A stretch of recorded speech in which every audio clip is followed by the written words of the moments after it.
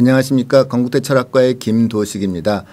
이번 저희 모의 논술에서 문제 인문사회 1과 인문사회 2에 관한 전체적인 출제 의도 및 채점 기준, 그리고 그 인문사회 1의 2의 1번 문제와 2번 문제를 서로 다른 선생님들께서 문제로 해설을 해드리도록 하겠습니다. 저희 인문사회 계열은 이제까지 건국대학교에서 치렀던 논술 문제와 동일하게 인문계열에서 문과대학과 그리고 정치대학이 인문사회 1에 해당하고 상경계열, 즉 경제학과가 있는 그 상경대학과 경영대학이 있는 경영대학이 그 인문사회 2에 해당하게 되었습니다. 그래서 인문사회 1은 일반적인 그 논술 문제가 주로 들어가고 인문사회 2에서는 그 수리 문제, 수리 논술에 해당하는 문제가 출제가 되었습니다. 기존에 변한 것은 별로 없고요. 그러니까 사소한 변화가 두 가지가 있는데, 하나는 인문사회 1과 2에서의 1번 문제가 과거에는 별개로 출제가 되었었는데 올해는 같이 출제가 되었습니다. 즉 한 문제가 인문사회 1과 인문사회 2에 동시에 적용이 된다는 것이 이제 올해 바뀐 부분이고요. 하지만 수험생 여러분은 어차피 그 둘 중에 하나를 선택하시기 때문에 차이를 느끼시진 못할 겁니다. 그리고 두 번째 사소한 변화는 인문사회 1의 그 1번 문제를 이제까지는 400자에서 500자의 그 원고지를 저희가 요구했었는데 올해부터는 401자에서 600자로 해서 평소보다 한 100자 정도 더 쓸 수 있게끔 그 공간을 더 늘렸다는 것이 작년과 달라진 점이라고 말씀드릴 수 있겠습니다. 전체적인 출제는 저희 건국대학교가 항상 그 일반적인 고등학교 학생들이 학교 수업을 충실히 하면 할 수 있는 그런 평범한 문제를 제출을 하면서, 그럼에도 불구하고 심도 있게 생각할 수 있는 학생들에게 좀 더 잘 쓸 수 있는 문제를 출제하였습니다. 그래서 인문사회 1의 경우에 제시문이 3개가 있는데 그중에 가는 피터 싱어라고 하는 공리주의자, 그러니까 현대의 대표적인 공리주의자인 피터 싱어라는 사람의 실천윤리학, Practical Ethics라는 책에서 저희가 그 발췌를 했고요. 그거에 맞게끔 이제 그 제시문 2에 제시문 나에 있는 그 표는 저희가 간단하게 만든 것입니다. 어디 출처를 가지고 있지는 않고요. 그다음에 그 다에 있었던 제시문은 구비문학대계라는 그 굉장히 큰 넓은 그 곳에서 석숭의 스토리를 저희가 딴 것이라고 볼 수 있겠습니다. 그러니까 전반적으로 그 제시문 가에서의 핵심 개념은 이익평등 고려의 원칙이라는 것이고, 그것을 제시문 나에 있는 표와 연결시켜서 이해할 수 있는가, 그리고 이번 문제에서는 제시문 다의 그 석숭의 스토리와 연결시켜서 이야기를 이끌어낼 수 있는가를 이번에 출제의 가장 핵심적인 부분으로 삼았고, 인문사회 2의 경우에는 이번 문제가 그 일반적인 경제 또는 미적분에 해당하는 그 고등학교 교과서에서 내용을 뽑아서 그것을 수학과 경제와 관련된 그런 문제를 출제하게 되었습니다. 그러면 지금부터 인문사회 1과 인문사회 2의 각각 문항별 설명을 시작하도록 하겠습니다. 네, 여러분 반갑습니다. 저는 경영대학 기술경영학과의 박재민 교수입니다. 지금부터 2016학년도 건국대학교 모의논술 문제 1번에 대한 해설을 시작하겠습니다. 여러분 화면을 보아주십시오. 제시문 나는 다음과 같습니다. 우선 여기에서는 2명의 사회 구성원 A와 B가 있습니다. 이 두 구성원이 모르핀 주사약을 사용하여 얻은 효용 혹은 고통 경감의 크기를 각각 UA와 UB라고 했군요. 이때 두 사람의 효용 UA와 UB는 0보다 같거나 크다고 합니다. 그리고 사회후생의 수준 W는 효용 UA와 UB의 합이라고 설명하고 있습니다. 이때 표에는 구성원 A와 B가 각각 사용한 모르핀 주사약의 수와 사회후생의 수준을 보여주고 있는데요. 사회후생의 수준은 두 구성원 A와 B가 얻은 효용의 합으로 나타내고 있군요. 단지 두 가지 가정이 있는데요. 사용 가능한 주사약은 2개뿐이고요. 이것은 사회구성원 A와 B만 사용할 수 있다고 하는군요. 이제 표를 보도록 하죠. 표의 왼편에는 사회구성원 A와 B가 사용한 주사약의 개수가 0개에서 2개까지라는 점을 보여주고 있고요. 사회구성원 A가 2개를 모두 사용하면 B는 하나도 사용 못하고 그 반대도 마찬가지고요. 1개씩 나누어 쓸 수도 있다는 점을 보여주는군요. 그리고 사회구생 수준은 구성원 A와 B가 주사약 사용으로부터 얻은 효용의 합인데요. A가 2개를 모두 사용하면 800, 반대로 B가 2개를 모두 사용하면 200, 1개씩 나눠 사용하면 500이라는 정보를 제공해주고 있습니다. 응시생에게 제공된 문제 1은 다음과 같습니다. 즉, 나에 제시된 사회 구성원의 주사약 사용과 효용, 그리고 후생 수준에 관한 설명이 가에서 언급되는 이익평등 고려의 원칙에 부합하는지 여부에 대해서 논술하시오입니다. 분량은 401에서 600자입니다. 문제 1의 해설입니다. 문제 1은 제시문가에 언급된 이익평등 고려의 원칙과 일관되는지의 관점에서 나에 제시된 사회구성원 A와 B가 사용한 주사약의 수와 사회후생 수준에 관한 정보를 분석할 것을 요구하고 있습니다. 우선 나에 제시된 사회후생을 구하는 방식은 공리주의에 기초한 벤담의 사회후생 함수를 이용한 것인데요. 이때 사회후생의 수준은 구성원들, 즉 여기서는 2명의 사회구성원 A와 B가 각각 주사약 사용으로부터 얻은 효용, 다시 말해 UA와 UB의 합입니다. 이제 표에 제공된 정보를 바탕으로 보면 사회구성원 A가 주사약 2개의 사용으로부터 얻는 효용의 크기는 800이고 구성원 B는 이보다 적은 200임을 알 수 있습니다. 즉 구성원 A가 주사약 사용으로부터 얻은 고통경감의 크기가 구성원 B의 그것보다 크다고 판단할 수 있습니다.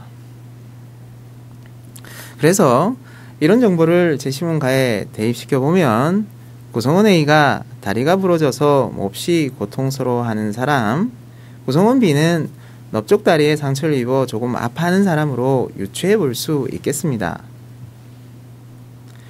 이때 중요한 것은 구성원 A와 B가 자신이든 호주인이든 유럽계 혈통이든에 구분하고 있지 않다는 것입니다.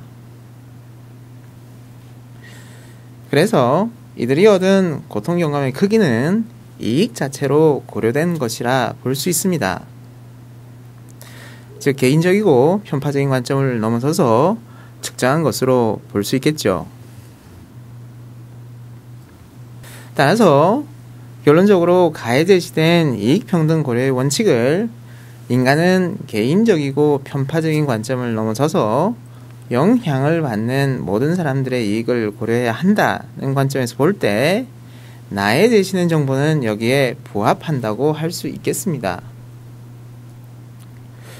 그리고 또 한 가지 더 고려해야 할 것이 있는데요. 나에 나타난 사회후생의 수준은 더 큰 고통을 받고 있는 사람에게 주사를 놓음으로써 얻게 되는 효용이 가벼운 고통을 받고 있는 사람에게 주사를 사용함으로써 얻게 될 효용에 비해 더 크다는 점을 고려하고 있습니다. 따라서 제시문가에서 한 사람에게 모르핀 2대를 주사하고 다른 사람에게는 한 대도 주사하지 않는 처방에 이르게 하는 결정에도 역시 부합한다고 하겠습니다. 결론적으로 나에 제시된 사회구성원의 주사약 사용 개수와 개인의 효용 수준, 그리고 사회후생 수준 간의 관계에 관한 정보가 제시하는 것은 다리가 부러진 사람에게 이미 모르핀 주사를 한 대 놓았지만 가벼운 고통을 받고 있는 사람에게 주사를 한 대 놓는 것보다 그 사람에게 한 대 더 놓는 것이 더 많은 고통을 드는 것이라는 결론에 도달하게 한다고 하겠습니다.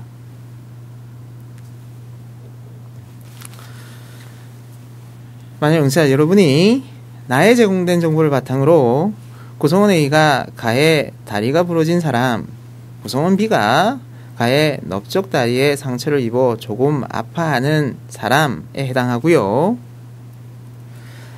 따라서 구성원 A가 주사약을 사용할 때 얻게 되는 효용의 크기가 구성원 B의 그것에 비해 크다는 점을 이해하고 있으면서 동시에 제시문나의 정보가 가에 나타난 이익평등 고려의 원칙이 적용된 두 가지 사례, 즉 이익은 그것이 누구의 이익이든지 상관없이 동일한 이익이라는 점과 이익평등 고려의 원칙이 모든 면에서 동등한 대우를 지시하는 것은 아니라는 점을 모두 만족시키고 있다고 답하였다면 우수한 답안이라고 하겠습니다. 네, 이제 세부평가 항목 내용 및 채점 기준에 대해 설명하겠습니다. 세부평가 영역은 두 가지입니다. 첫 번째는 제시된 자료에 대한 분석 및 이해도이고요. 두 번째는 제시문가와 제시문하를 바탕으로 설명하는 것입니다. 문제 1에는 5개의 평가 항목이 제시되어 있고 각각 20점씩 배점되어 있습니다. 이것은 응시자가 효과적으로 문제 1에 답하기 위해서는 꼭 이해하고 있어야 하는 사항이 5가지라는 뜻입니다. 평가 항목 1은 주사약으로부터 얻은 효용이 클수록 후생 수준이 높다고 이해하고 있어야 한다는 점입니다. 평가 항목 2는 구성원 A가 다리가 부러진 사람이고 구성원 B가 넓적 다리에 상처를 입어 조금 아파하는 사람으로 대응할 수 있어야 한다는 것이고요.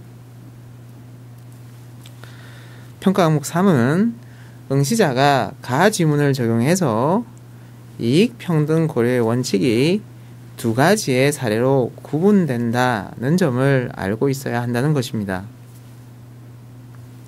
평가 항목 4는 응시자가 나 지문을 적용해 볼 때 첫째, 사회 구성원 A와 B는 자신과 남의 구분이 없다. 둘째, 효용이 더 큰 구성원이 주사약을 사용함으로써 더 높은 사회후생 수준이 달성된다는 점을 파악해야 한다는 것입니다. 마지막으로 평가 항목 5는 가와 나 지문을 연결해서 제시문 나가 제공하는 정보가 가에서 말하는 두 가지의 이익평등 고려의 원칙에 모두 부합한다고 결론 내릴 수 있어야 하겠다는 점입니다.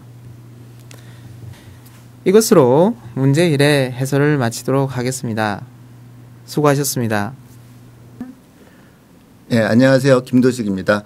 그러면 지금부터 인문사회 1의 2번 문제, 즉 제시문 가와 제시문 다를 연결시켜서 서술하는 그 문제에 대한 해설을 시작하도록 하겠습니다. 화면을 잠시 보시겠습니다. 예, 인문사회계 1의 문제 2번은 다에 나타난 석순과 다른 인물들의 행위가 수행되는 과정을 가에 근거하여 논의하고 그것이 가능할 수 있었던 행위 동기의 현재적 의미를 논술하시오라고 발문이 되어 있습니다. 그리고 길이는 801자에서 1000자를 요구하고 있습니다. 이 문제는 사실 그 세 가지 서로 다른 요소를 찾아서 쓰도록 요구하고 있는데, 첫 번째, 다에 나타난 석순과 다른 인물들의 행위를 그것이 수행되는 과정에서 가에 근거를 해서 논의하라고 얘기하고 있습니다. 즉, 그 석순과 다른 인물들의 행위가 무엇인지를 먼저 찾은 다음에 그 과정을 가와 연결시켜서 논의하라는 것이 첫 번째 요구사항입니다. 그 이미 여러분들이 1번 문제를 풀면서 그 이해를 하셨겠지만은 제시문 가에 나타난 가장 핵심적인 개념은 이익평등 고려의 원칙입니다. 그 이익평등 고려의 원칙이 가지고 있는 크게 두 가지 요소는 그 이익을 배분함에 있어서 어떤 종족이나 인종이나 아니면 성별이나 그런 종류의 차별이 없어야 한다라는 그 내용을 담고 있으면서도 그 몰핀 주사를 두 사람의 어떤 아픈 사람이 있을 때 두 개의 몰핀이 남아 있을 경우에 단순하게 하나하나를 균등하게 나눠주는 것이 아니라 더 아픈 사람에게 더 많은 것을 주어서 적어도 고통의 경감 내지는 어떤 그 즐거움의 증진이 극대화되는 쪽을 선택할 수 있다는 그런 종류의 내용이 그 재심은 가에 있었습니다. 그 이익평등 고려의 원칙이 그 다재시문에 나타난 석순과 다른 인물들의 행위와 어떻게 연결될 수 있는지를 물어보는 문제라고 할 수 있습니다. 여기에서 일단 다른 인물들의 행위가 석순은 기본적으로 들어가야 되고요. 다른 인물들이 많이 나오죠. 그래서 이 다른 인물들 중에서 다 설명하기는 어려울 것 같고 여기에 나오는 뭐 이묵이라든지 아니면 과부라든지 뭐 어느 쪽을 선택을 해도 큰 문제는 없을 듯합니다. 하지만 적어도 석순과 다른 인물들이라고 했기 때문에 적어도 2명 이상의 그 행위자들 다에 나타난 2명 이상의 행위를 분석을 하고 누구를 선택하더라도 답은 할 수 있습니다. 왜냐하면은 그 이익평등 고려의 원칙이 잘 적용되는 행위가 있었고 그렇지 않은 행위들도 있었기 때문입니다.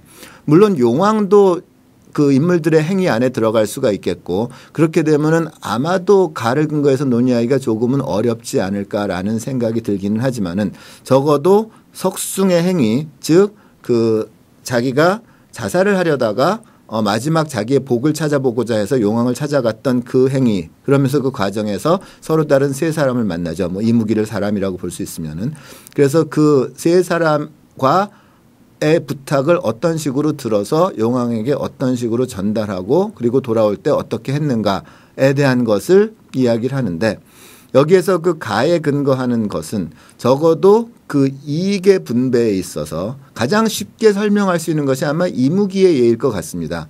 그러니까 이무기의 예에서는 그 여의주를 3개 중에서 3개를 다 가지고 있으면은 용으로 승천하기가 어렵기 때문에 그 하나는 그 석숭에게 주고 둘만 가져라라고 얘기하는 것이 그 용왕의 어떤 그 진단이었었죠. 그래서 그 처방대로 하는 다시 말해서 용왕의 처방대로 하나는 석숭에게 주고 나머지 둘은 이무기가 가지면서 플러스 이무기가 원했던 용으로서의 승천을 얻을 수 있었기 때문에 결국은 석숭에게도 이무기에게도 좋은 그 배분의 비율이 1대2였다라고 말씀드릴 수 있는 겁니다. 그런 의미에서 이것이 뭐 인종이나 성별이나 이런 차별은 없었지만은 두 사람의 그 좋음, 즐거움을 극대화했다는 면에서 이익평등 고려의 원칙을 가장 설명하기 그 긍정적으로 설명하기가 좋은 것이 아니었나 생각이 됩니다. 뭐 이런 식으로 용왕을 택하면은 용왕은 어차피 이것을 그 명령하고 배분하는 사람이 아니었기 때문에 조금 그 적응하기가 쉽지 않았을 거고요. 그 부잣집 그 바닥을 땅을 파보니까 거기 금괴가 나왔던 이제 그 집 같은 경우에는 그 나온 금을 반을 나눴었죠. 그러니까 그 비율 자체가 일정하게 뭐 그 반반씩 나누거나 뭐 그런 것이 아니라 이것이 이제 그 극대화되는 어떤 비율이 용왕에 의해서 결정이 됐고 그것을 따랐다라고 생각을 하면서 서술을 하시면 될 것 같습니다. 그래서 이 인물들을 다 설명하지 않더라도 적어도 석승과 다른 인물 하나 정도는 하나 이상을 설정을 해서 이것이 이익평등 고려의 원칙과 어떻게 연결될 수 있는지를 설명하는 것이 첫 번째 일이었었습니다. 그것이 첫 번째 요구사항이었다라고 하면은 두 번째는 그것이 가능할 수 있었던 행위 동기의 현재적 의미라고 했는데 이게 사실은 행위 동기를 찾고 그리고 그것의 현재적 의미를 논술하는 식이 되어야 되는 겁니다. 그러니까 그러면 여기서 말하는 그 행위 동기라는 것은 그 석승의 스토리가 처음에 상당히 이제 자신의 상태를 비관을 해서 그 길을 떠납니다. 용왕한테 자신의 복이 무엇이 남아있는지를 알기 위해서. 그러다가 가다가 과부를 만나고 그래서 하룻밤 심술을 지고 음식을 얻어먹고 이제 두 번째 그 부잣집 그 나무가 왜 안 자라는지 열매가 왜 안 맺어지는지 그것을 이야기를 듣고 세 번째 이제 그 용왕으로 가는 과정에서 그 이무기의 등을 타고 이무기의 소원도 같이 들어주러 갑니다. 그런데 막상 용왕에게 그 석숭이 자신의 그 복이 뭐가 있느냐 뭐가 남아 있느냐라고 물어보니까 용왕은 당신 것은 없다. 당신의 지금 그 복은 남아 있는 것이 없다라는 굉장히 절망적인 이야기를 듣습니다.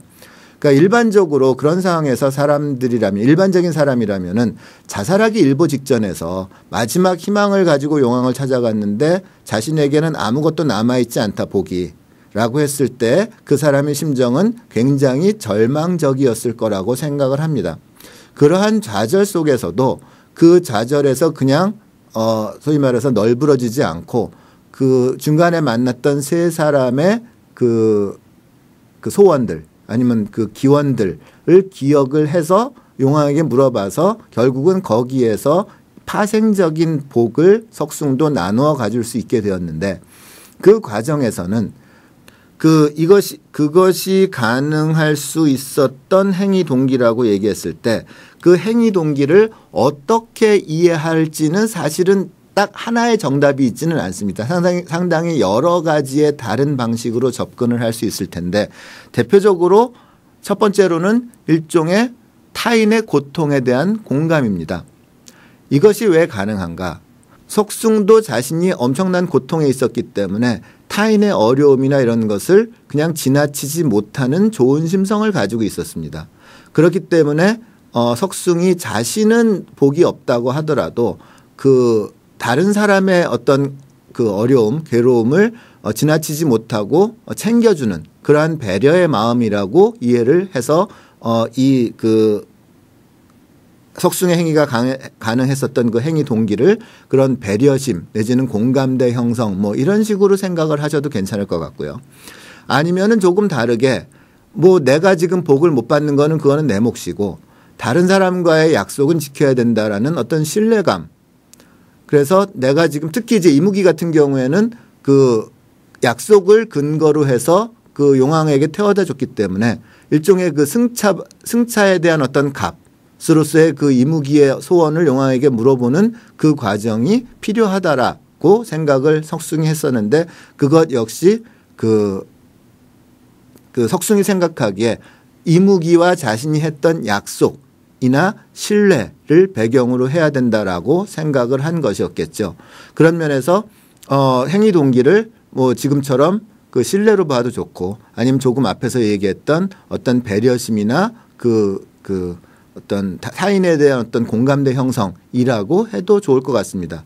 그 이외에 다른 방식으로 연결을 시켜도 그 적절한 그 저희가 제시문에서 나타난 그 내용들을 어느 정도 설명할 수 있는 확보할 수 있는 그런 단서였다라고 하면은 어느 것도 다 정답으로 채점할 저희는 마음을 가지고 있습니다.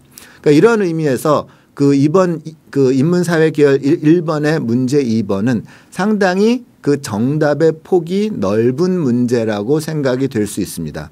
왜냐하면은 그 아까 첫 번째로 저희가 요구했었던 석숭과 다른 인물들의 행위가 수행되는 과정에서 가를 근거해서 논의를 한다고 할 때 그 석숭과 다른 사람의 행위를 연결시키는 작업도 본인이 어느 정도 선택을 할 수가 있고 그리고 무슨 행위를 선택하느냐에 따라서 그 이익평등 고려의 원칙이 제대로 적용이 되는지 그렇지 않은지를 따로따로 평가를 해도 다 올바른 답안, 좋은 답안으로 채점될 수 있는 여지가 있기 때문이죠. 그게 첫 번째고요. 두 번째는 지금 방금 말씀드렸던 그러한 행위가 가능할 수 있었던 특히 석숭의 행위가 가능할 수 있었던 행위 동기를 지금처럼 적절하게 그 뭐 어떤 공감대 형성이라든지 배려심이라든지 신뢰라든지 뭐 그런 식으로 찾아도 좋을 것 같습니다. 그리고 여기서 그것이라는 것이 조금 그 지칭하는 것이 불분명할 수 있기 때문에 그 행위가 가능할 수 있었던 걸 꼭 석숭의 행위뿐만 아니라 다른 사람의 행위를 찾아서 그것이 가능했던 행위 동기를 찾아도 역시 이 문제의 틀에서 크게 벗어나지는 않는다라고 해석할 수 있습니다. 그런 면에서 적어도 이 두 번째 행위 동기를 찾는 부분에 있어서는 상당히 많은 종류의 정답을 저희가 염두에 두고 출제한 문제라고 생각을 하시면 좋을 것 같고요. 그리고 마지막으로 이 세 번째 현재적 의미는 이것이 일반적으로 논술에서 크게 두 가지 요소를 나누죠. 제시문에서 무언가를 찾는 작업을 하는 것과 그다음에 자신의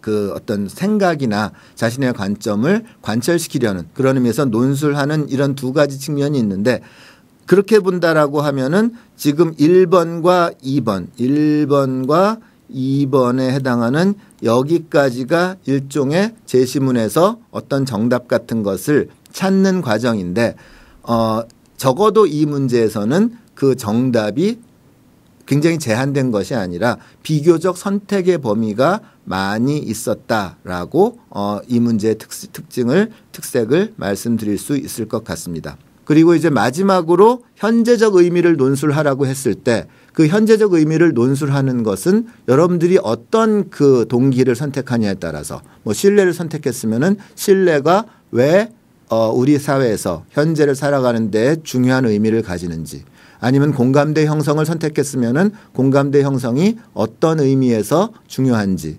아니면은 그 배려를 선택했을 경우에는 우리 사회가 왜 배려를 필요로 하는지, 이와 같은 이야기들을 본인이 근거를 가지고, 그러니까 논거를 제시하면서 주장과 근거 제시를 잘 할 수 있으면은 좋은 논술의 답안이 될 수 있을 것 같습니다.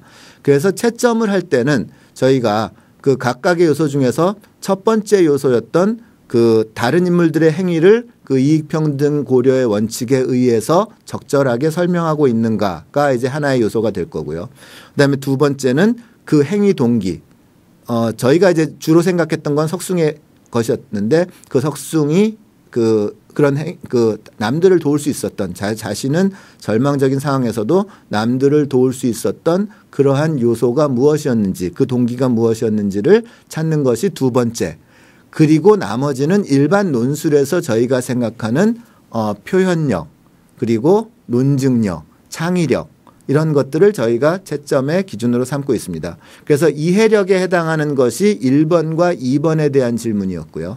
3번은 그 현재적인 의미를 논술을 하라고 할 때 그것에 대한 본인의 어떤 주장과 거기에 적절한 근거를 창의적으로 제대로 대고 있는가, 그러면서 그 글들이 맞춤법이나 띄어쓰기나 문단 나누기나 이와 같은 표현력들을 잘 표현하고 있는가를 전체적으로 저희가 채점을 해서 그 5등급으로 나누어서 채점을 하고자 합니다. 여러분들께서 이번 문제는 비교적 평이하다고 생각을 하셨을 것이라고 저희는 추측을 하면서도 어떤 정답이 딱 있는 것, 그러니까 딱 하나만의 정답을 찾는 것을 만약에 염두에 두셨다라고 하면은 이것일까 저것일까, 이것을 묻는 것일까 저것을 묻는 것일까를 약간 고민하셨을 수도 있으리라고 생각을 합니다.